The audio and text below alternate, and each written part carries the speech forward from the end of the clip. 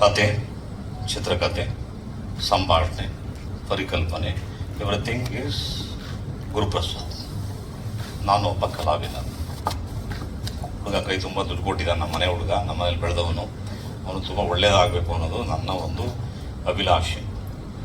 ತುಂಬ ಜನ ಬಹಳ ಸಣ್ಣ ಪ್ರಾಯದಲ್ಲಿ ಆರ್ಟಿಸ್ಟ್ಗಳಾಗಬೇಕು ಅಂತ ಆಸೆ ಪಡ್ತಾರೆ. ಒಂದು ಸಣ್ಣ ಪ್ರಾಯದಲ್ಲಿ ನಾನೊಬ್ಬ ನಿರ್ಮಾಪಕ ಆಗಬೇಕು ಅಂತ ಆಸೆ ಪಟ್ಟಂಥ ಹುಡುಗ. ಈತ ಸುಮಾರು ನಮ್ಮ ಮನೆ ಅಂಗಳದಲ್ಲಿ ಭಾಳ ವರ್ಷ ಬೆಳೆದವನು.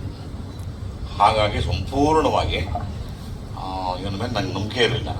ಆಮೇಲೆ ನಂಬಿಕೆ ಬಂತು, ಎಲ್ಲ ಕೊಟ್ಟಿದ್ದೀನಿ. ಈ ನಾನು ಸಾಮಾನ್ಯವಾಗಿ ಒಬ್ಬ ನಟನಾದರೆ ಯಾರಿಗೂ ನಾನು ಕಥೆಯನ್ನು ಸಂಭಾಷಣೆಯನ್ನು ಕೇಳಕ್ಕೆ ಹೋಗಲ್ಲ. Everything is left on the director. ಯಾಕಂದರೆ ಅವರು ನನ್ನನ್ನು ಯೂಸ್ ಮಾಡ್ತಾರೆ ಅನ್ನೋ ಭಾಳ ಅಗಾಧವಾದ ನಂಬಿಕೆ ಇದೆ. ಹಾಗೆ ಗುರು ಆಲ್ರೆಡಿ 2 ಪಿಕ್ಚರ್ ಪ್ರೂವ್ ಮಾಡಾಗೋಯ್ತು.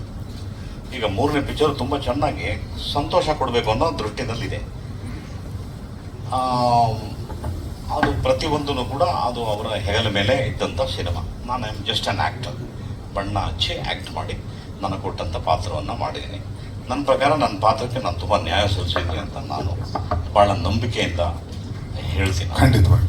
ಯಾಕೆ ಅಂದರೆ ನನ್ನ ಜೀವನವೇ, ನನ್ನ ಬೆಳವಣಿಗೆಯೇ ನಟನೆ.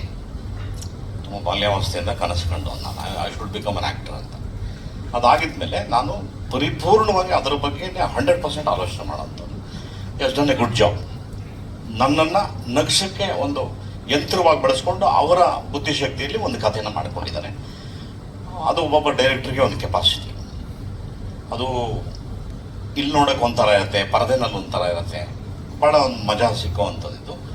ಇದಿಷ್ಟೊಂದು once again I will clarify everything, every word is his word.